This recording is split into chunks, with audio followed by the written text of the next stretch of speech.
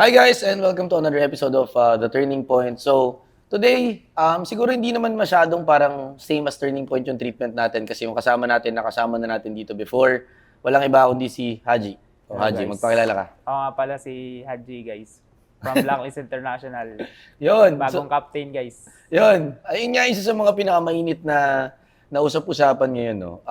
Definitely, ang dami nang nangyari since last kitang na-interview. Ikaw nga, ano ba mga nangyari? Last year yun eh.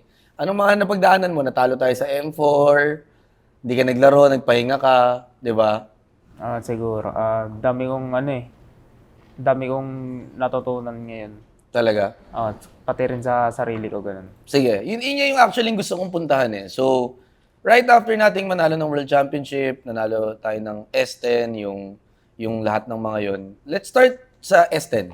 Kamusta yung buong S10 run? Kasi alam ko, isa yun sa parang medyo naging mahirap kasi kakabalik lang ng V-Wise noon, tas kayo, naglaro kayo. Kamusta yun? Yung S10 lang. Siguro medyo di siya mahirap para sa akin eh. Ano lang talaga eh. Kalaban lang talaga namin yung sarili namin nun, kaya medyo nahirapan kami. Nung una kasi, di ba, puro kami talo. Oo. Tapos nung bandang uli, doon lang kami Kinulang sa parang chemistry o ano? parang binalik lang namin ulit yun kasi di ba matagal kami din nagsama ng isang season. Parang yun nga. Okay, so Nagkapahan muna kami. okay, tas naging okay tayo, nakalaban natin yung Echo. Ako hindi ko pa to natanong sa'yo, pero gusto ko itong tanongin. Di ba nung finals, naalala ko lang, medyo tagilid tayo nun eh. Di ba na tayo, 2-0 tayo nun? Sa Echo, 2-1 Una yata. kami nakaisa. Tama, nakaisa tayo, nakadalawa sila. Parang ganun yata. Sila. Yung isa sa mga hindi ko pinakamakalimutan moment nun, sabi yata ni Wise, or may isang nagsabi sa atin, kailangan na lumabas yung ibang Haji dito. Parang ganon. Tapos, merong isang game na Valentina kayata, no? Yung inubos mo sila sa taas. Parsa yun? Parsa. Oh, Farsa, no? Naalala mo. Tapos, inubos mo lahat. And yun yung sabi ni Wise na, sa comms, kasi nakikinig ako sa comms eh. Sabi niya, yan yung Hajing iniintay ko. Gumanon siya, di ba?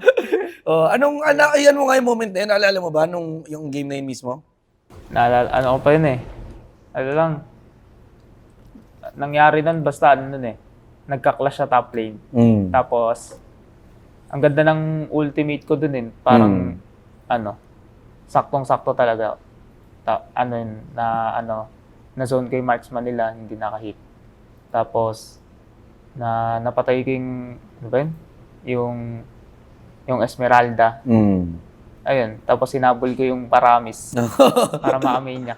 Oo, naalala ko yun. Isa yun sa parang naging turning point talaga natin during that finals kasi doon na yung parang apat yung naging core natin bigla eh. Para tayong apat na core yung lumalabas eh. Parang apat yung bumubuhat kasi parang matindi pa sa gold lane yung ginawa mo nun eh. So, napag-usapan niya natin, no? Pinag-usapan rin namin to multiple times sa loob eh. Di ba? Galing ka kasi sa pagiging jungle dati. Sa tingin mo ba, nung nag-4 ka, kasi di ba, dati nag-5 ka, 4, papalit-palit. Sa tingin mo ba may malaking factor yun? Bakit iba kang mag-4? Di ba jungle ka dati? Ngayon 4 ka. Sa tingin mo, dahil dating nag-jungle ka, iba ka mag-isip kaysa sa regular na mage? Kasi si Yue sobrang galing eh. Pero iba yung galaw mo at pag-iisip kay Yue, napapansin ko lang eh. Bakit sa tingin mo? Ano bang natutunan mo sa pagiging jungle? Natutunan ako sa pagiging jungle, kasi, yung killer instinct ko. Tapos yung mga abang-abang sa bush. Bakit? Naisip mo kung saan pupunta? Ganun ba? Parang, binabasa ko yung movement ng kalaban, saan sila gagalaw. Tapos yun, parang one step ahead ako mag-isip sa kanila. Umaabang na agad ako, ganun. Tapos, kaya ako rin gumawa ng mga solo play, ganun. Napag-usapan namin yun eh, na parang, kumbaga si Yue, like, anything you can ask from a mage, gagawin niya talaga, 'di ba? Kung ano yung in-expect sa mage. Pero ikaw kasi, yung galaw mo, gagawin mo yung ginagawa ng mage, pero meron ka pang ginagawa na mas kakaiba pa, which is siguro yun mo na yung nakuha mo na doon sa pagja-jungle mo dati. So, let's talk about after season 10. Sinanong ko na rito sa iba. Nagpunta tayo doon sa World Championship, Indonesia, halos nandun kami lahat. Ilan yung pinalipad ng tier 1 nun? Sobrang dami nga, di ba? Akala natin, panalo na tayo. Tapos, boom, pagdating ng finals, yun yung nangyari. Ikaw naman mismo, ano yung personal experience mo doon? Akala mo ba mananalo tayo? Tingin mo matalo talaga Akala ko tayo? kasi talaga kayang-kaya namin yung Eco. Kasi di ba tinatalo namin sila bago mag Grand Finals na 3-2 ata nila. Oo. Ay, na 3-2 namin sila. Oo. So, yun, expect ko talaga dun na kayang-kaya namin sila eh. Mm. Tapos yun, nagulat na lang ako na Nagkaganon. na parang basadong-basado nila kami. Tapos, ayun, di ko in-expect na matatalo kami sa kanila. Lungkot natin nun eh. Pero, siguro looking back at that, sa tingin mo saan tayo nagkulang? Saan tayo nagkamali? Prepared talaga sila? Mas talaga Eco kasi ilang beses rin namin sila natalo, di ba? So, ayun nga, mas pinagandaan talaga nila yun, yung Grand Finals na yun. So, congrats talaga sa Eco. Okay, so, after during that time, nag-usap tayo. Di ba? Nag-usap tayo lahat. Sabi ko sa inyo na grabe to kasi alam ko yung feeling eh. Like, almost 2 years na talaga tayong nag-grind. Di ba? Dire-diretso. Like, isang buong taon nung 2021, tapos nung dumiretso na hanggang 2020 hanggang 2022, roughly. Basta yung unang run, yung 7, 8, M3. First or second tayo noon. Sumunod is yung next year, 9, bugbog kayo nun, pero sakit din sa ulo nun, syempre. S10, tapos Worlds, tapos wala na tayong kapahipahinga, di ba? Ang dami pa ng mga side events na mga nangyari, di ba? Nag-SEA Games pa, ano pa, ISF, dami mga side events eh. So, during that time, I gave everybody an option kung magpapahinga ng S12 or ng S11 or mag-Worlds. Ikaw, para sa'yo, nararamdaman mo rin ba talaga yung pagod during that time? After Worlds? Siguro, kaya ko pa naman. Siguro, na-miss ko lang talaga yung mga pamilya ko nung gusto ko sila makasama, ganun. Tapos, gusto ko rin, may mga matutunang bagong skill para sa sarili ko. Nax. Kaya, ayun, nagpahinga. Ilang taong ka totally nag-MPL? Ilang taon? Ilang taon na yung nag-MPL ka? Ilang taon na totally? Since season 2 pa ata, since 2018. 18. So, roughly 4 na taon dire-diretso ka. Halos, no? 4 na taon na. Oo. Hindi, mga 3 taon siguro dire-diretso. Or 4. 4. 4. Bago ka nakapagpahinga. Ano yung naturo sa'yo ng pahinga mo? Siyempre, outside of game na. Naturo siguro sa akin yung okay lang magpahinga. Okay lang magpahinga mo. Okay lang magpahinga. May sweldo naman eh. Okay lang talaga magpahinga pag may sweldo. Pag wala sweldo, di pwede magpahinga. Okay. Anong nagpapahinga ka? Anong ginagawa mo? Like, nag-ML ka pa rin ba? Lumalabas ka ba? Kumakain ka? Nasa bahay ka lang ba nakatambay? Paano mo in-spend yung time na yun? Ayun, nag-aaral ako mag-drive, ganun. Nag-aaral ka mag-drive? Motor or kotse? Kotse. Kotse. Natuto ka naman? Tuto na ako. Oh, yun. Yung pala isa sa mga natutunan ni Haji. Okay. Ano pa? Ano bang mga ginawa mo? Nag-spend ako ng time sa Family? pamilya ko. Oo. O syempre, tagal mo rin sila hindi nakasama, di ba? Tapos yun, more on nasa bahay lang ako kasi yun, na-miss ko din sa bahay. Sino bang if you don't mind me asking, sino ba yung pinaka-close mo sa family mo? Siguro mama ko. So at least nakapag-spend ka ng time together sa kanya. And then this time around, syempre mas malalalim mga usap nyo kasi madalas kayo magkasama eh. Thankful ba siya? Naiinis ba siya na ba't lagi kang wala? Ano ba yung pakiramdam niya? Proud naman siya sa akin kasi nga, ayun, grabe na rin yung narating ko sa pag-ML. Tapos, tsaka di rin kami masyado nakapag-usap kasi nga busy rin siya. Busy silang lahat eh. Dumating ba sa point sa pahinga mo na parang okay na, gusto ko na maglaro ulit? Oo, ganun. Dumating? Oo, nung Kailan? nag-MPL na ulit, nakakamiss maglaro. Anong nakikita mo na naglalaro na? Nakakamiss. Anong parang naramdaman mo habang nanonood ka? Nakikita mo na sila US, sila V, naglalaro, tapos ikaw hindi. Parang ano yung tumatakbo sa isip mo? Nakakamiss talaga maglaro. Tapos, parang, suporta lang. Oo nga, nagpupunta ka pa nga sa MPL para manood. So, sige, since nanood ka, ano masasabi mo sa last season natin? Like, in general, sa buong season, kahit di lang about sa atin. Ano yung nakita mo sa MPL na, syempre iba yung naglalaro ka sa nanonood ka eh. Ano yung parang masasabi mo sa MPL nung nakaraang season? Nung unang weeks nila, parang tagilid. Parang, di pa nila gamay yung bawat isa. Tapos nung bandang huli na doon na talaga yung nagsig na sila lahat. Kaya umabot sila ng Grand Finals. Pero, Pero malakas talaga yung echo. malakas pa rin talaga yung echo, no? Oo. Hindi talaga natin ma-break yung code ng echo eh. Talagang ibang klase rin yung ano nila eh. Pero Onic naman, ano masabi mo sa Onic? Yun, para sa akin, kaya talaga yun eh. Mas kaya yon para sa'yo, Mas kaya kesa sa yun. echo. Okay. Pero ba't Kasi- nahirapan? Ayun lang, kinulan lang talaga. Tsaka grabe rin si Kyrie talaga eh, Kaya no? grabe talaga si Kyrie. Hindi mo nakalaro si Kyrie ever eh, no? Pero bilang, Naalaban lang. pero bilang assassin din dati, masasabi mo ba talaga next level siya? Sa ngayon. Hmm. Oo. Anong meron kay Kyrie na iba? Mabilis pumindot. Hindi talaga biro yung mechanical niya, masasabi mo? Tsaka yung pag-iisip niya rin sa laro. Dami niya rin, pag pinapanood ko siya, dami ko rin natututunan sa kanya. Tsaka yung mga pag bili-bili ng change item, normal ba yun? Mahirap yung gawin. Oo, alam ko hindi naman normal na ginagawa yun eh. Pag ginagawa ko ngayon, minsan naglalak ako eh. Kasi syempre iba na kasi pag assassin to mage, mas mas hindi na ganun ka. Pero hindi naman din. Ang mage pa rin, highly mechanical ka pa rin dapat eh. Pero iba rin lang talaga din yung assassin bilang disiplina. During the rest pala, natalo yung blacklist sa finals. Meron bang part sa'yo na feel mo na kung naglaro ako dito, panalo to eh. May gano'n ka ba? Yung no joke lang, yung talagang real talk lang. Na-feel mo ba na, siguro kung naglaro ako dito, panalo ako. Panalo kami. May naramdaman ka bang gano'n? Ano lang. Kanti lang, ganun. Medyo, baka 4-2. Baka nakaisa. Baka makaisa. Hindi kasi syempre, bilang player, mararamdaman mo yun eh. Hindi naman yabang, pero parang, siguro kung naglaro ako dito, ito ginawa ko. Minsan naisip mo ba yun? Naisip ko rin yung mga ganun bagay. For sure. So, now, like, after that whole run, syempre, blacklist happy naman. Imagine, dalawa kayong hindi naglaro, pareho pa kayong MVP, and yet, nakarating sa finals and nag-second place pa rin, which just goes to show yung level talaga ng lakas ng V-Wise, especially. Di ba? Parang kahit sinong isama mo, lumalakas sila eh. Mo dun, Second or first eh, no? Second or first eh. So, ngayon, alam na ng mga tao na di sila lalaro. Di ba? And nung last time na naglaro tayo, di tayo nakapasok ng playoffs. So, kumbaga, hindi naman siguro mataas yung expectation sa atin kasi nung last time na wala sila, di naman tayo nakapasok ng playoffs, di ba? Pero this time around, ikaw na yung captain. During that time, ang captain si Dex no? Hindi, ako pa rin. Ay, ikaw pa rin ba yun? Pero captain ka lang naman nun eh. Ngayon, ito talaga, totoo ka ng captain. Ano yung masasabi mo na parang nag-iba sa Haji noon sa Haji ngayon? Siguro ngayon, mas nag-matured na ako kaysa dati kasi, yun nga, tinitingalan nila ako bilang captain.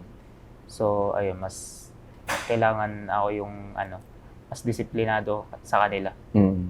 Eto guys, i-explain ko lang yung captainan. Kung ba't ko sinasabi yun, lahat ng tao na player, siya yung nire-respeto. So ginawa namin siyang captain. Pero ang problema si Haji, tahimik. So hindi nagsasalita. So parang sa kanya, may idea siya na gusto niya mangyari pero hindi pa niya na-vocalize. Kaya rin actually during that time, pinasok natin si Dex. Kasi si Dex natural captain talaga, di ba? Wala kasi nagsha-shot call during that time. Parang wala na, kailangan na lang natin ipasok si Dex. Pero ang problema naman, ilang years na siya na hindi naglalaro, 1 year na siya hindi naglalaro, hindi na siya nakahabol. So, this time around, like, knowing everything we know, parang nag-prepare talaga tayo for it. And one of the things na ginagawa natin is with a 10-man lineup na meron tayo, nag-ikot-ikot tayo, nag-shuffle-shuffle tayo.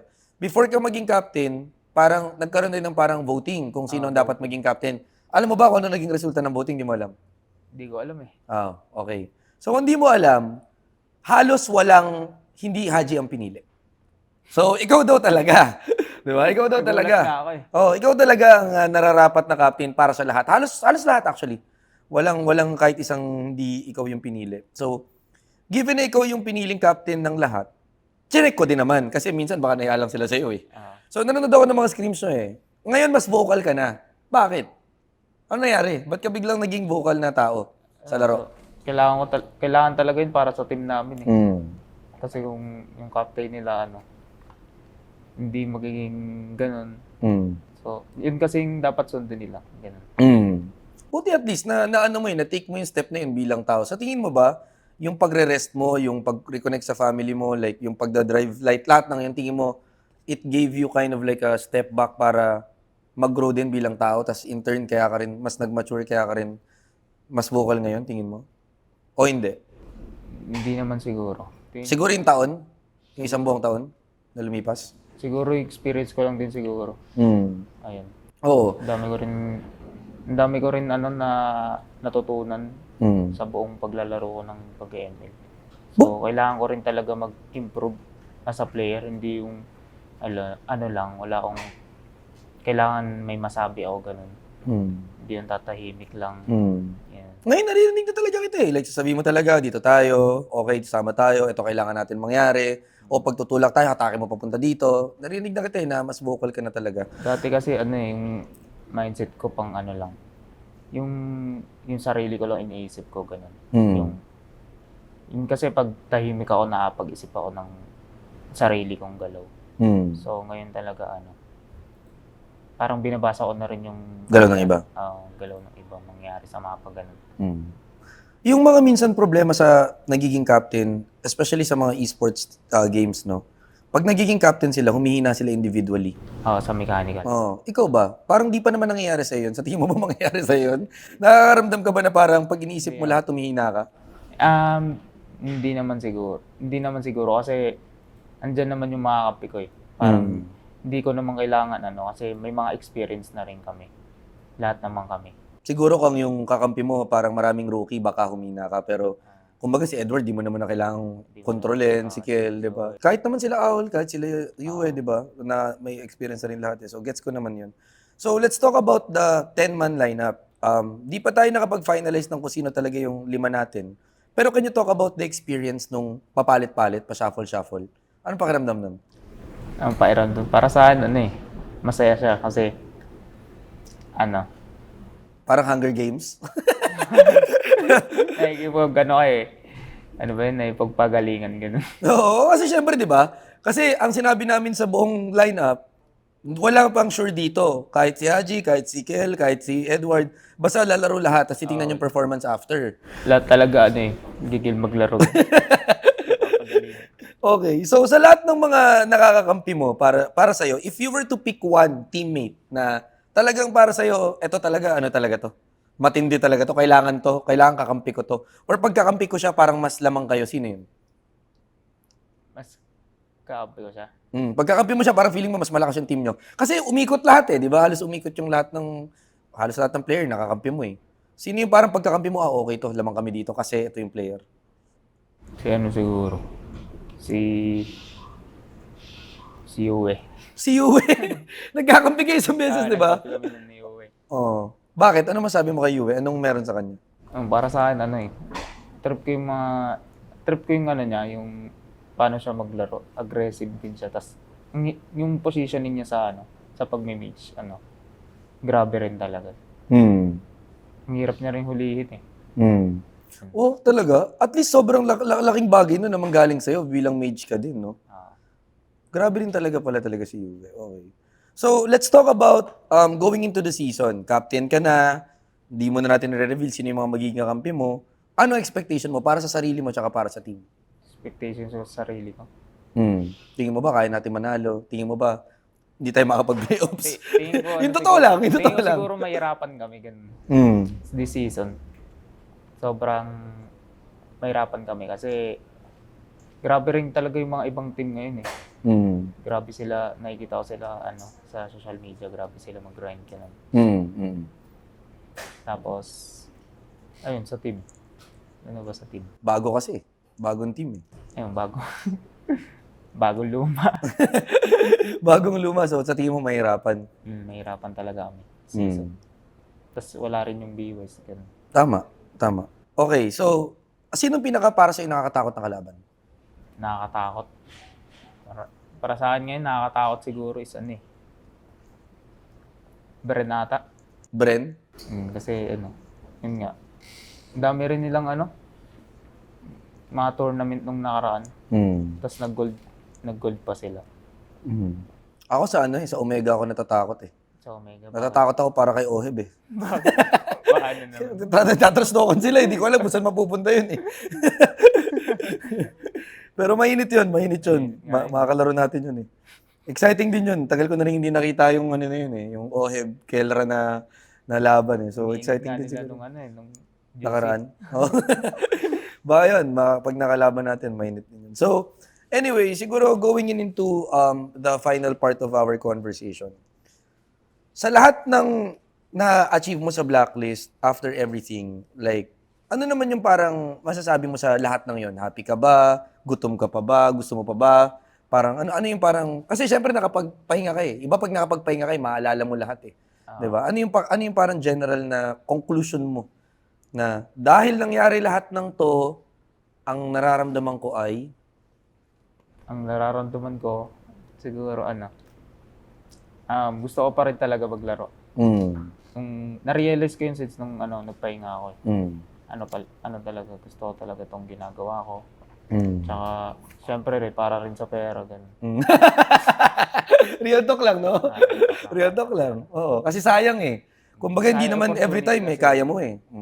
Tsaka, talaga, di naman to panghabang buhay, ganun. So, sayang talaga yung opportunity. Kailangan talaga, ibigay lahat. Yun. Yun I think yung sinasabi ko na minsan kasi pag lagi kang nandun araw-araw and manalo, matalo, lahat up and down, tas dire-diretso, nandun yung part na nakakapagod. Pero pag inalis mo yung isang tao sa environment na yun, kung gusto niya talaga, babalik naman sa yung apoy. Na gutom ka ulit. So you think ngayon nandun ka na sa point na gigil ka na maglaro ulit sa MPL. Parang ganun. Naramdaman ko rin naman sa yun sa past games natin, lahat ng ginawa nating ikot na scrims. Feeling ko kung si Haji ng season after ng World Championship yung naglaro ngayon, siguro wala ka ng gana eh. Pakiramdam ko lang. Pero dahil nagpahinga ka, parang iba yung apoy mo eh. Nararamdaman ko yung apoy mo eh. Parang 2 weeks ago pala, parang gusto mo na mag-MPL eh. No? Nararamdaman ko naman sa yun. Kaya okay din yun na na nandiyan ulit yung gutom mo. Since nandito na tayo sa point na to, hindi natin alam kung anong pwedeng mangyari going forward and ikaw na ngayon yung captain. What can you say yung pwedeng ma-expect ng agents kay Haji bilang captain into this season? Ano message mo sa kanila? Ayun, siguro guys, supportahan nyo lang kami this season. Tapos, abangan nyo yung mga, namin, mga bagong player. And guys. Yun lang. Anyone na gusto mong batiin? Ayun. Shoutout nga pala sa, sa family and friends ko, tsaka sa mga sumusuporta sa amin. Maraming salamat sa inyo. And, support nyo kami guys sa, paparating na MPL Season 12. Yan. Meron akong last part. So, bigyan kita ng pangalan ng mga players. Sabi mo kung ano sila para sa'yo. Pero hindi na yung mga nakakampi mo na, yung mga bago na. Para magka-idea sila kung sino yung mga yon. Okay. Simulan natin sa mga hindi nila kilala. Si Rene J muna. Rene J. Si Rene J. Ano masabi mo kay Rene J? Si Rene J ay? Si Rene J ay, makulit. Okay. Sumunod si Sensui. Sensui, Joker yun, Joker. Joker din? Okay. Hindi ko masyado pa nakasama si Sensui. Si Owl. Si Owl, chill lang. Okay. Si Yue. Si Yue, kala mo tahimik pero Magulo? makulit rin. Oo nga eh. Sa TikTok pa lang eh, di ba? Si Rindo. Hindi alam ng lahat pero kasama kasi sa 10-man lineup natin eh. Si Rindo. Si Rindo, mabait. Mabait na bata. Okay. Mabait na bata. Si MTB. Si Coach FTB, malawak yung knowledge sa game. Tapos magaling magturo. Magaling magturo? Okay. O kasi detailed talaga siya na sa pagsalaro eh. No? Yun lang, may na-miss out ba ako na... Si Kimpoy! Si Kimpoy pala, si Kimpoy. Si Kimpoy, paano ba si Kimpoy? Mabait. Mabait din. Mabait. Parang mabait o makulit lang yung definition mo sa lahat. Dalawang angulo lang si Haji eh. Anyway, yun lang. Maraming salamat sa panonood. Goodbye guys. Thank you. Bye-bye.